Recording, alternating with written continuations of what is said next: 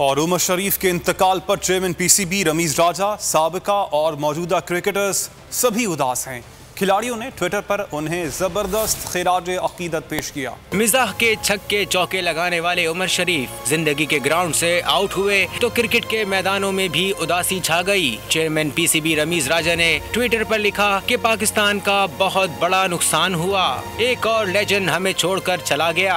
साबिक कप्तान शाहिद आफरीदी ने अपनी शर्ट की तस्वीर पकड़े हुए उमर शरीफ की पिक्चर शेयर की और लिखा कि आपका बहुत शुक्रिया लेजेंड, कॉमेडी के लिए आपकी खिदमत अनमोल हैं, आपको हमेशा याद रखा जाएगा। कौमी क्रिकेट टीम के नायब कप्तान शादाब खान ने लिखा कि उमर शरीफ साहब हमारे चेहरों पर हमेशा हंसी लाए, वो पाकिस्तान के असल हीरो थे।